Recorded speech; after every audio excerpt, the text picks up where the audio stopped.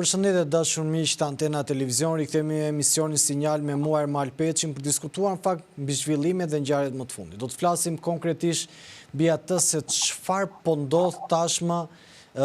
jo vetëm në politikën e brendshme, por edhe me replikat që shpesh ndodhin në rrjetet sociale për shumë ngjarje të cilat lidhen me një prej luftave apo për një prej betejave e cila në fakt vazhdon akoma. E them vazhdon akoma për shkak se shpesher, dhe jo vetëm kaq, po luftëtarët e lirisë, ata cilët luftuan për UÇK-n, një pjesë e tyre komandantëve gjenden në Hag. Akoma Serbia po tenton të bëjë një barazim midis agresorit dhe viktimës, por në anën tjetër kjo vazhdon edhe në betejën që ndodh shpeshherë në opinionistët, por dhe në analistët e brendshëm në Shqipëri. Kam kënaqësinë të kem në studio sot në fakt dhe në një lidhje Skype ish luftarin UÇK-s Dritan Goxhaj. Përshëndetje. Përshëndetje juve. Dritan, do doja ta nisim menjëherë me një prej statuseve të tuaj i cili ju keni shigjetuar drejt për drejt Fatos Klosin, ish kreun e shërbimit informativ, i cili po gënjen, thoni ju në statusin tuaj, për shumë prej ngjarjeve kryesore dhe për ndihmën që Shqipëria i ka dhënë UÇK-s. Çfarë mund të thoni pak më shumë për këtë status tuaj dhe për t'ia shpjeguar dhe teleshikuesve që na ndjekin live? Po shiko, ai është një status që ne kam bërë privat, pra në Facebook-un tim, vetëm vend ku mund të publikojmë pa asnjë në probleme të mëdha. Ka të bëjë me disa deklarata të zotit Klosi, por konkretisht juve më thoni për mbi çfarë keni ju kërkesë konkrete mbi atë që. Sepse ajo ndahet në disa faza, në pjesë i reagimit kështu që. Duke qenë se ju keni qenë dhe ish luftëtari i UÇK-s, duke qenë se ju i keni ndjekur edhe ngjarjet më nga afër, cilat janë pikat ku bini desh me zotin Fatos Klosin, ato dali që ai ka bërë në televizion. Pra kjo është ajo se çfarë dua të kuptoj unë, por edhe për teleshikuesit, për shkak se vërtet ajo ka qenë një reagim në rrjetet sociale, por duke qenë se ju keni qenë një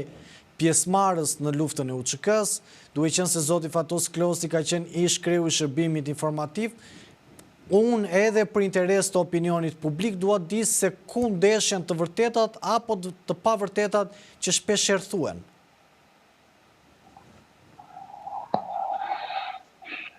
Shiko, reagimi im ka të bëjë me disa deklarata. Fatos Klosit, të bëra kohët e fundit, kryesisht për 2 javë të fundit, por edhe një ditë para protestës për ushtrin shqiptar Kosovë në Tiranë, në disa televizione private në Republikën e Shqipërisë, me disa deklarata të tij të cilat nuk qëndrojnë pra në aspektin e para, ka të bëjë me deklaratë që për në Euronews Albania, ku Fatos Klosi deklaron që midis tjerave, pra ka qenë pjesë e bisedimeve që janë mbajtur për shtatë përgjithshëm të ushtrit shqiptar Kosovës, për shtatë përgjithshëm të ushtrit shqiptar Kosovës dhe forit në atë kohë për demilitarizimin e ushtrit shqiptar Kosovës. Pavarësisht asaj që zoti Klosi thotë që kam qenë pjesë asaj mbledhje, zoti Klosi nuk ka qenë pjesë asaj mbledhje. Ajo është një mbledhje e cila ka zgjatur 2 ditë me datë 18 dhe 19 qershor të vitit 1999. Është mbajtur në katundin e ri të Malishevës, fshati katundin e ri i Malishevës, ishte një nga fshatrat ku ishte vendosur shtabi i përgjithshëm bashku me Divjakën dhe Kleçkën që ndodhin këtu. Vendqëndrimet e qeverisë përkohshme të shtabit përgjithshëm dhe të Radios Kosova e Lirë dhe të Kosova Press, që ishin në institucione të luftës në atë kohë dhe të shtabit përgjithshëm të ushtrisë shqiptare të Kosovës. Kjo mbledhje është mbajtur, siç e thash, 2 ditë, 2 data, 18 dhe 19. Zoti Klosi ka ardhur në drejtën e dytë, në datën 19, por nuk ka hyrë brenda në atë mbledhje. Pavarësisht se ka tentuar të hyrë brenda, ai nuk është lejuar të hyrë brenda, jo nga ne, por me kërkesë specifike të në atë kohë, pajisuksit NATO-s, pra komandantit të KFOR-it, generalit Mike Jackson. Kjo është njëra, pra ka qenë prezent në vendin ku mbajtur mbledhja, por nuk ka qenë prezent në mbledhje. Ashtu siç zoti Klosi pretendon. Kurse po një deklaratë tjetër ka të bëjë me çështjet e komandantëve të zonave, ku zoti Klosi thotë që për herë të parë komandantët e zonave u takuan në atë mbledhje. Nuk është e vërtet, komandantët e zonave janë takuar më parë me njëri tjetrin, kanë pasur komunikim të vazhdueshëm me njëri tjetrin, se zoti Klosi thotë se nuk e njihnin njëri tjetrin, por nuk qëndron për arsye se komandantët e zonave janë emëruar në atë detyrë nga shtabi i përgjithshëm i Ushtrisë Shqiptare të Kosovës, pra nuk janë vetë emëruar, po janë emëruar nga shtabi i përgjithshëm i Ushtrisë Shqiptare të Kosovës. Ka pasur komunikim të vazhdueshëm ndërmjet tyre dhe çdo koordinim midis tyre ka kaluar nëpërmjet shtabit të përgjithshëm dhe e njihnin njëri tjetrin. Më përpara, me fjalë ata nuk kanë qenë antar të shtabit të përgjithshëm për me datë 6 shkurt të vitit 1999, me datë 6 shkurt të vitit 1999, mbajtur një mbledhje në Arbrit të Drenit, ku kanë marrë pjesë edhe komandantët e zonave dhe komandantët e zonave në atë mbledhje është vendosur që të jenë edhe antar të shtabit të përgjithshëm. Pra, ata pra hedh poshtë ato deklaratë zotit Klosi që komandantët e zonave nuk e njihnin më përpara njëri tjetrin, dhe nuk qëndron. Dhe për këtë arsye, pas kësaj mbledhje, në datë 10 shkurt, shtabi i përgjithshëm i Ushtrisë Shqiptare të Kosovës ka dalë me një komunikat, është komunikata 31 e kësaj kohe, e cila flet për këtë ngjarje, për këtë takim dhe për vendimet e marra në këtë takim. Pra një nga vendimet, sepse bërja e komandantëve të zonave operative të Ushtrisë Shqiptare të Kosovës antar shtabit të përgjithshëm të Ushtrisë Shqiptare të Kosovës ishte një nga vendimet që u morën në atë mbledhje. Dhe kishte edhe vendime të tjera të rëndësishme që u morën në atë mbledhje. Kurse kundërshtimi tjetër që e kam kundërshtuar nëpërmjet shkrimit tim, është një deklaratë zotit Klosi në një nga televizionet e tjera, sa më e televizioni MCN, i direktët i Yllir Akipit që thotë ka ndihmuar Republika e Shqipërisë, Shqiptarët e Kosovës dhe zoti Klosi thotë që nuk ka dhënë asnjë fishek, edhe kjo nuk qëndron. Pasi Ushtria Shqiptare e Kosovës ka marrë ndihmë nga shteti shqiptar, ndihmën e parë ka marrë në vitin 1991 me grupet e armatosura të cilat janë stërvitur në Surrel të Tiranës me vendim të Ministrisë së Mbrojtjes nga oficerët më të mirë të atëherë të Ushtrisë Shqiptare. Kanë përgatitur 2 grupe në të cilat kanë marrë pjesë edhe Adem Jashari, Zahir Pajazit, Salim Çekaj, Ulzim Jashari dhe shumë të tjerë. Dhe këto ishin njerëz që ngritën grupet e para të armatosura në vitin 92 mbrapa në Kosovë, ishin baza e UÇK-s, pra shtimi i grupeve të armatosura dhe baza fillestare e Ushtrisë Shqiptare të Kosovës. Kjo është ndihma e parë që i ka dhënë, pra kjo stërvitje, dhe nga ky grup kanë marrë pjesë 2 grupe, grupi i parë 54 persona, grupi i dytë 52 persona, pastaj nga ato 2 grupe kanë hyrë në Kosovë vetëm 34 prej tyre. Këta 34 kur kanë hyrë në armatosur nga shteti shqiptar me armatimin dhe municionin e nevojshëm për çdo person dhe janë shoqëruar nga këta oficerë që kanë stërvitur deri në kufi në kufirin e atëhershëm ka qenë kufiri shqiptar, që sot është kufiri shqiptar në atë kohë ka qenë kufiri midis Republikës së Shqipërisë dhe Republikës Federale të Jugosllavisë, i njohur në atë kohë. Hyrja e kufirit ka ndodhur me datë 8 dhjetor të vitit 1991 dhe ajo shënon herën e parë cilën thyet kufiri shqiptar. Kurse më pas... Do doja vetëm të bëja një pyetje. Mund të jetë kjo fakti që Fatos Klosi ka qenë i shkreu i shërbimit informativ dhe nuk mund të thotë dot aptazi që Shqipëria ka mbrojtur apo ka furnizuar me fishek apo mendim UÇK-n, sepse mund të rëndojnë mbi komandantët cilët janë në Hag apo mbi procese tjera që mund të ndodhin, mund të ekzistojë kjo mundësi? Jo, nuk ka lidhje fare me komandantët në Hag, për arsye se ata që janë në Hag ka qenë antarë të Ushtrisë Shqiptare të Kosovës, nuk ka qenë antarë të Ushtrisë Shqiptare. Pra vendimi për stërvitjen e forcave, dhe vendimi edhe për një stërvitje tjetër, pra në mars të vitit 1999, pas vendimit të NATO-s për të hyrë në luftë kundër Serbisë dhe vendimit për bombardime pas datës 24 mars, Ministria e Mbrojtjes e Republikës së Shqipërisë në vitin 1999 mori vendim të hapte 2 baza stërvitore në atë kohë për Ushtrisë Shqiptare të Kosovës. Njëra ishte baza stërvitore e Fekenit, e cila varej nga shkolla e oficerëve Skënderbej dhe shkolla e bashkuar Qenitët, dhe baza tjetër ishte baza e Burrelit, e cila varej nga batalioni i sigurimit të Ministrisë së Mbrojtjes. Dhe në këto 2 baza u bë stërvitje rreth 8000 vullnetarëve të Ushtrisë Shqiptare të Kosovës që erdhën nga diaspora. Pra, këto vendime janë marrë nga shteti shqiptar, vendimet të bëra zyrtarisht, të vepruara zyrtarisht. Këto baza nuk ishin në mënyrë të fshehtë, për këto baza dhe për stërvitjen në këto baza kishte dieni në atë kohë gjithë personeli diplomatik i gjitha vendeve që ndodhej në Republikën e Shqipërisë, pra nuk është bërë në mënyrë të fshehtë. Dhe në këtë rast nuk është vendim i as i Hashim Thaçit as dikujt tjetër, pra është vendim i Republikës së Shqipërisë dhe jo vendim i Hashim Thaçit, kështu që çfarëdo që thuash tash kjo nuk mund të rëndojë mbi Hashim Thaçin, mbi askën tjetër që ndodhet në Hag, dhe mbi asnjë komandant tjetër, sepse nuk është vendimarrja e tyre, ata s'kanë qenë anëtarë të ushtrisë shqiptare, qenë anëtarë të ushtrisë shqiptare të Kosovës. Kështu që kjo që thoni juve nuk qëndron. Në fakt, Dritan, në këtë kontekst të zhvillimeve apo edhe të ngjarjeve që po marrin për masa, po të them kombëtare, gjithmonë lufta për shërim ka pasur për masa kombëtare. Do doja të mirë një koment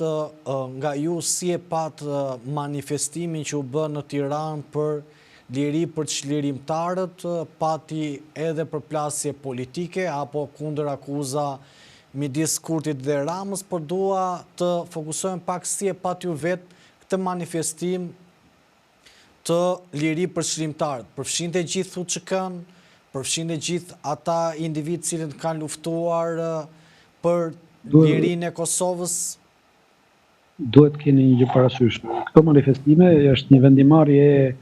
kryesisë të shoqatës veteranëve, të organizatës veteranëve të ushtrisë shqiptare të Kosovës. Kjo është një vendimarrje atyre, është bërë para 2 muajsh në kryesim e tyre, dhe është marrë vendimarrje që do të bëhen 5 manifestime të mëdha. 3 do të jenë në qendër e para zhvilluar në Prishtinë,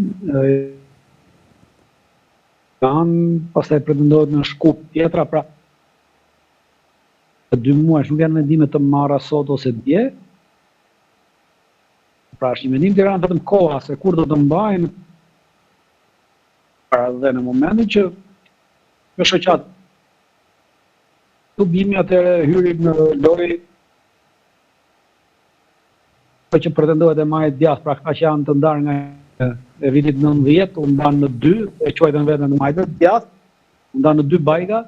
filluan të akuzojnë njëri tjetrin dhe të përvetësonin këtë manifestim të ushtrisë shqiptare të Kosovës, sikur jo ishte njëri një organizator dhe jo tjetri zvinte, me qëllimin e vetëm për të shitur patriotizëm, për të rëmbyer flamurin e patriotizmit dhe për të ulur pjesëmarrjen në këtë, pasi shumë njerëz nuk erdhën duke menduar se kjo ishte organizim i kësaj politike, pra i kësaj bajge të politikës shqiptare, ndërkohë që nuk ishte të bënte me bajgen e politikës shqiptare. Bajga e politikës shqiptare dhe anëtarët e kësaj bajge, të cilët dolën dhe rrahen gjokë të gjëra, këta ishin organizatorët, janë thjesht një manipulant ordiner që gjenden në këto hapësira tona, në këto katunde tona të mëdha. Dritan, nëse qëndrojmë me këto zhvillime, aktualisht 4 prej komandantëve të UÇK-s apo luftarëve të UÇK-s, Recep Selimi, Hashim Thaçi, Jakub Krasniqi dhe Kadri Veseli gjenden përsëri në Hag dhe akoma duket sikur nuk ka dritë në fund të tunelit. Çfarë po ndodh dhe si e shikon gjithë këtë proces që po bën ndaj këtyre komandantëve, por edhe ndaj UÇK-s në fund të ditës? E para duhet të sqarojmë një gjë që nuk kemi të bëjmë me komandant, pra këta zotërit që u përmendën nuk janë komandant. Këta zotërit janë përfaqësues politik të shtabit përgjithshëm të ushtrisë shqiptare të Kosovës dhe përfaqësues politik të ushtrisë shqiptare të Kosovës. Pra nuk janë komandant. Komandant janë ata që drejtojnë trupra, pra që merren me veprimtari luftarake. Dhe këta nuk i përkasin kësaj. Pra është gjë tjetër. Kemi bërë gjithë një gabim, dhe është bërë gjithë një gabim sidomos në mediat, e cila nuk e ka bërë dallimin, dhe kjo mosbërje e dallimit edhe ata kanë gabuar në pranimin e këtij etiketimi si komandant, dhe sot ndodhen atje për shkak edhe të këtij gabimi që ata kanë bërë, duke pranuar edhe në media të ndryshme dhe në deklarata ndryshme, duke mbajtur veten si komandant ndërkohë që nuk kanë qenë komandant, për arsye se sot ata mbajnë dhe akuzojnë për përgjegjësi komanduese, ndërkohë që ti nuk mund të mbash përgjegjësi komanduese kur nuk ke qenë komandant dhe s'ke komanduar dot trupa. Pra trupat kanë qenë në varësinë e shtabit përgjithshëm, janë komanduar nga shtabi përgjithshëm, komandantë zonave, komandantë brigadave, komandantë batalioneve dhe kështu me radhë, pra në hierarkinë ushtarake, atë që ka hierarkia ushtarake. Janë zgjedhur këta persona, pra dhe po akuzohen për këtë punë, për faktin e vetëm për të akuzuar ushtrinë shqiptare të Kosovës. Dhe këta persona, duke ju konsideruar si komandant, ata thonë që kemi një grup të strukturuar kriminal, dhe në moment që thua grup i strukturuar kriminal, përcakton një grup njerëzish, udhëheqësit e kësaj organizate, dhe kur udhëheqësia e kësaj organizate konsiderohet grupi strukturuar kriminal,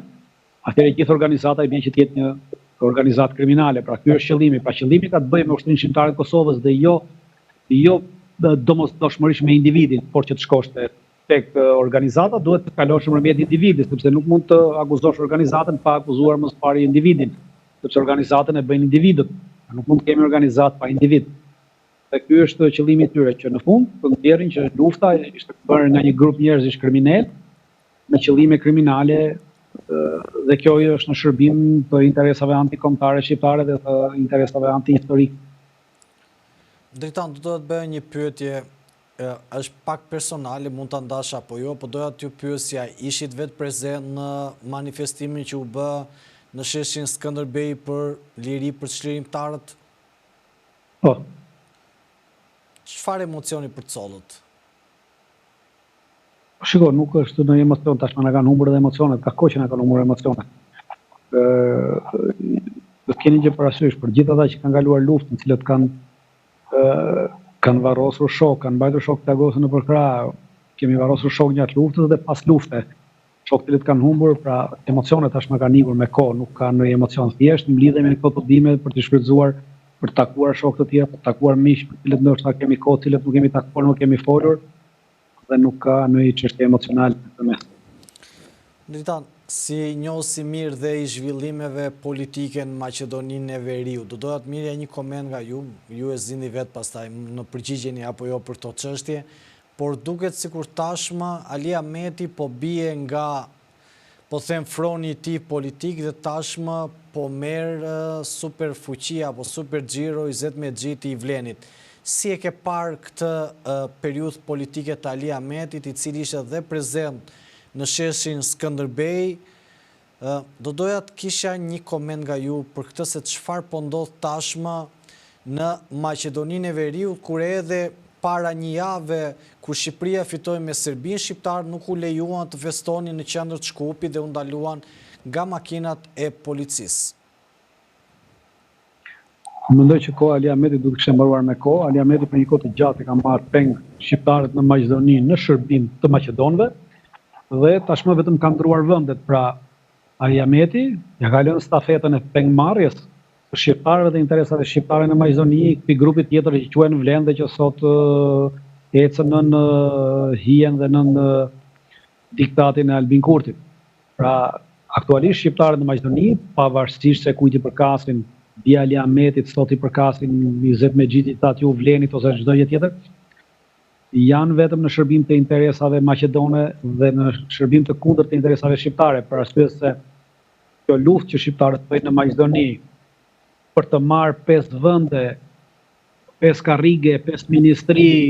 ndonjë përfitim të vogël nga ajo që lëshojnë maqedonët dhe zihen me njëri tjetrin për maqedonët, i ka forcuar maqedonët dhe ka forcuar edhe tashmë kraun ultranacionalist në Maqedoni dhe atë ksenofob. Gjithsesi, unë gjithnjë kam qenë mendimin që çdo e keqe ka një të mirë dhe kjo e keqe që shqiptarët janë përçar kaq shumë me ndihmën e Shqipërisë dhe të Kosovës, për arsye se Shqipëria dhe Kosova, pra qeveria shqiptare, qeveria e Kosovës kanë ndikuar shumë në këtë përçarje dhe veçanërisht qeveria e Kosovës për e fundit me Albin Kurtin në krye, ka sjellë, si thash, forcimin e faktorit maqedon dhe forcimi i faktorit maqedon, unë mendoj që ka një të mirë në këtë rast, sepse më në fund fare shqiptarët sërish do kuptojnë që nuk mund të bashkëjetojmë me maqedonët, por duhet të ndajemi dhe ta zhbëjmë shtetin e Maqedonisë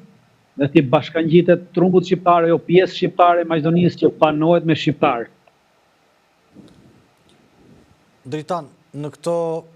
zhvillime ju thatë që peshën më të madhe ka dhe Shqipëria dhe Prishtina apo dhe Tirana zyrtare për gjendjen që janë sot shqiptarët Maqedoninë e Veriut. Një koment se si e ke parë dhe Albin Kurtin dhe Edi Ramën, qoftë në përplasjet e tyre, por qoftë dhe në mënyrën se si kanë drejtuar shtetet përkatëse. Shiko, se si ata drejton shtetet përkatëse, ajo është një çështje që përket politikës ditore, politikës asaj që ata që kanë premtuar dhe që kanë bërë, pra është komplet diçka tjetër nga ajo që kanë premtuar ajo kanë bërë. Është e kanë vendosur shtetet respektive në kundërshtim me interesat kombëtare dhe shtetërore të shteteve përkatëse dhe të popullsisë në cilën jetojnë, pra të popullsisë shqiptare. Për sa i përket interesave të shqiptarëve në rajon, ata kanë vepruar gjithnjë në kundërshtim të interesave shqiptare në rajon. Fakti që të dyja palët, njëra palë përkrah njërin grup dhe njëra palë përkrah grupin tjetër, pra qeveria e Tiranës ka përkrahur Ali Ahmetin, qeveria e Kosovës ka përkrahur grupin tjetër të Izet Mexhitit dhe Vleni gjithatë juve, pra ka thelluar më shumë ndarjen midis shqiptarëve dhe Maqedonisë dhe kjo i shërben interesave maqedone dhe jo interesave shqiptare, por të dyja palët kanë një mosveprim të qëllimshëm për interesat të tjera më të mëdha shqiptare, siç është Presheva, Medvegja dhe Bujanovci, ku të dyja palët në asnjë mënyrë nuk e ngrenë zërin për diskriminimin dhe pastrimin etnik i cili vazhdon për ditë në Preshevë, Medvegj dhe Bujanovc, ku shqiptarët përzihen me vendime administrative, ju hiqen nga adresat, ju hiqet e drejta e të jetuarit në trojet e tyre etnike, dhe ky është pastrim i pasur etnik. Dhe për më tepër, Shqipëria në këtë rast, e cila e ka edhe me kushtetut mbrojtjen e të drejtave kombëtare të shqiptarëve që jetojnë jashtë shtetit shqiptar. Dhe nuk e ushtron këtë të drejtë, atëherë përveç që kemi shkeljet kushtetutës, kemi edhe tradhti kombëtare në shërbim të interesave slave në dëm të interesit kombëtar shqiptar dhe të popullsisë shqiptare. Dritan, do të bëj edhe një pyetje të fundit, e cila lidhet të paktën në opinionin tuaj dhe në atë se çfarë ju keni prekur nga afër. Kush ka qenë politikani apo kontribusi më i madh nga politika shqiptare në ndihmën e UÇK-s? Ka një emër politikani që mund të ketë luajtur një rol thelbësor për ta ndihmuar UÇK-n për të arritur qëllimet e veta, apo pikpyetje si në çdo rast me politikën shqiptare? Ajo varet se si e sheh, pra varet në cilin aspekt do të kërkosh. Si thash, shteti shqiptar pas hyrjes së NATO-s mori vendim direkt, pra në atë kohë dhe ishte vendimi i shtetit shqiptar në atë kohë që të hapte bazat, edhe kjo është një ndihmë e madhe edhe të jepte armatim municion për 8.000 veta, dhe kjo është një ndihmë shumë e madhe. Ky ishte vendimarrje e shtetit shqiptar, pra këtu nuk mund të dallosh ti se e bëri kryeministri, ministri i mbrojtjes, presidenti ose diçka tjetër. Pra, kurse më përpara kësaj, duke qenë se ushtria shqiptare e Kosovës akoma ishte në fazën e njohjes, pra patëm një problem të madh se në qershor të 98-s, ushtria shqiptare e Kosovës ishte konsideruar organizatë terroriste nga Departamenti i Shtetit. Deri në fund të dhjetorit të 98-s vazhdonte të konsiderohej organizatë terroriste. Në fund të dhjetorit 98, me ndihmën e komunitetit shqiptar në Maqedoni, i cili ishte i bashkuar në atë kohë, dhe arriti të angazhonte 3 senatorë amerikanë, të cilët arritën t'ia hiqnin këtë njohull të zdes të ushtrisë shqiptare të Kosovës të vendosur në mënyrë të padrejtë në atë kohë nga ambasadori Hill, që është sot dhe Gelbardi. Shteti shqiptar është treguar i kujdesshëm për arsye se nuk e kanë ndërprer aktivitetin e ushtrisë shqiptare të Kosovës, nuk e kanë ndaluar. Politikanë të ndryshëm kanë pasur, ndërta Stabit Broke ka qenë një nga i cili ka qenë edhe në atë kohë me detyrën e këshilltarit të presidentit të Republikës në atë kohë, i cili ka pasur kontaktet më të mëdha dhe ka dhënë ndihmën më të madhe politike në atë kohë, në ndërhyrjet e tij politike në favor të ushtrisë shqiptare të Kosovës, por duhet kemi parasysh që rrethanat e Kosovës në atë kohë, shtetit shqiptar, kanë qenë të tilla të cilat nuk mund të dilna. Prandaj po them që çdo kush që ka vepruar duhet parë në rrethanën se në është bërë dhe çfarë është bërë konkretisht. Nuk mund të ndash kështu siç e thoni juve siç po të kërkoni juve me një të rënd të sopatës, ndash se cili ka ndihmuar, cili nuk ka ndihmuar. Pra ka një individ në një rrethanë caktuar mund të kenë ndihmuar më shumë, një individ tjetër në një rrethanë tjetër mund të kenë ndihmuar më shumë. Pra unë më them që ministri i mbrojtjes ka ndihmuar më shumë, mund të më thoni kryeministri, dikush tjetër mund të thotë zoti Stabit Broka, dikush tjetër mund të më thotë një politikan tjetër. Pra nuk mund ta ndash në këtë, sepse secili në bazë të rrethanës që ka ndodhur ka dhënë ndihmën e tij konkrete në atë rrethanë të caktuar cilës i është kërkuar, bazuar mbi hapësirat politike dhe diplomatike të asaj kohe. Pra çdo kush është munduar të ruajë shtetin shqiptar pa e rrezikuar shtetin shqiptar. Dritan, unë ju falenderoj shumë për kohën tuaj dhe që ishit pjesë e kësaj bisede, duke qenë se edhe minutazhi ishte i limituar për shkak të angazhimit tuaj. Ju falenderoj shumë.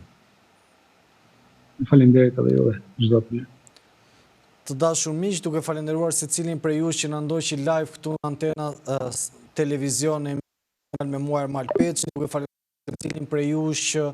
bën subscribe, është shpërndan në diasporë, është shpërndan edhe në Shqipëri apo kudo që flitet shqip. Mos harroni, regjistroni në kanalin Antena, shpërndajeni në për diasporë, shpërndajeni në Shqipëri, dërgojeni tek miqtë tuaj dhe ne do të jemi pak më shumë aktiv në ditët që do të vinë me intervista live nëpërmjet Skype-it, me zhvillime dhe analiza në studio, por edhe duke sjellë ristësinë në komunikim. Mos u largoni nga Antena Televizion, mos u largoni nga emisioni Sinjal dhe nga unë Ermal Peçi, miru pafshim dhe do të shihemi përsëri mbi zhvillimet e ngjarjeve më të fundit.